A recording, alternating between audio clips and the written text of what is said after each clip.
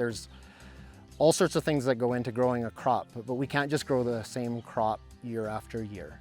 What that can cause is either increased insect pressure because we're actually making a great home for just that one type of insect. So over time, they'll feed on that crop.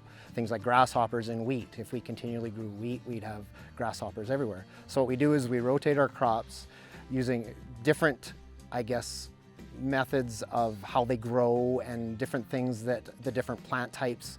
So what that does is it breaks up cycles in insects. It also breaks up cycles in disease in the crop itself. There's root diseases that can cause issues. So, and also selecting different crops to grow every year helps with the chemical rotation as well. So the chemicals that help control the weeds, you can actually be selective on that, where if you use the same chemical year after year, you actually start to develop some resistance in certain weeds. So we have to be careful on there too, and rotate our weed control as well as rotating our crop.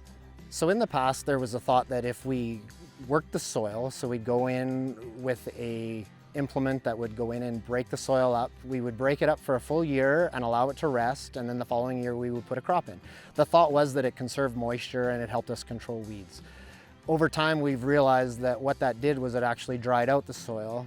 It didn't conserve moisture. We found more issues with certain perennial weeds, so weeds that grow every year actually got worse.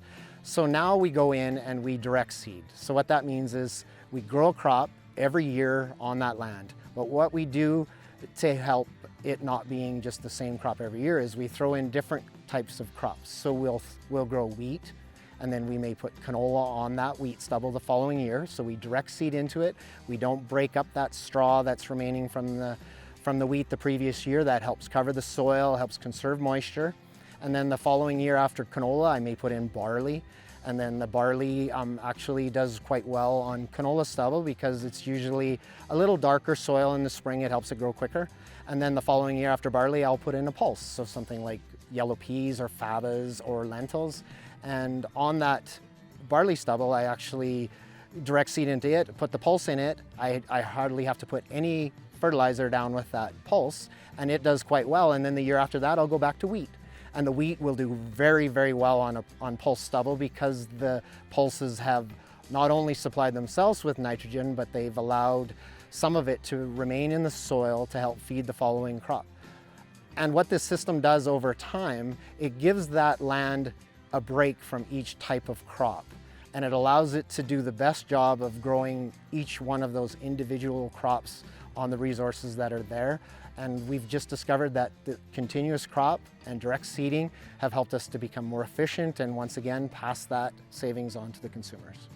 So we usually would have a 4-year crop rotation, and we just like to make sure that we're spacing those crops out, giving each one the benefit to, aid in the next year and what's growing. And actually the straw of certain types of crops will, it's more conducive for growing certain plants in between.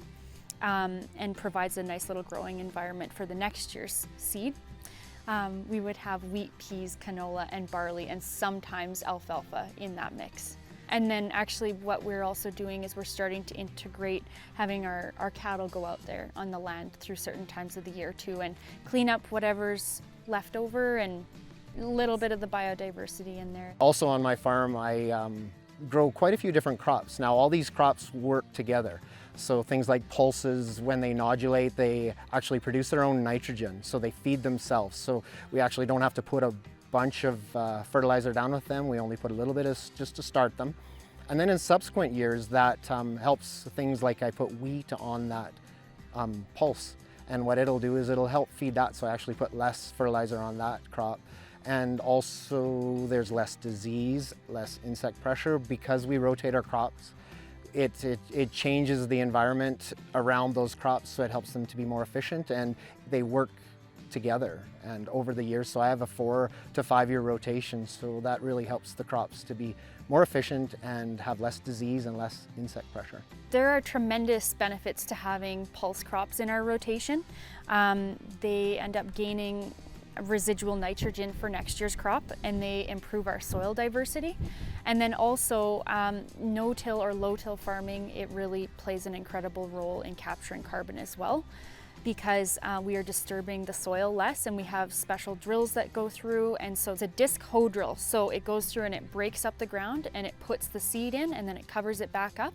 And other than that, we will not go through and we won't do any tilling of the soil or anything like that through the season. So we're really just leaving that ground intact to work its magic. We always do like to keep a little bit of wiggle room in our crop rotation. You know, we have certain fields that the soil might be a little bit of a different complexity or soil type, and so, you know, we know that they're better adapted, better suited for growing certain crops.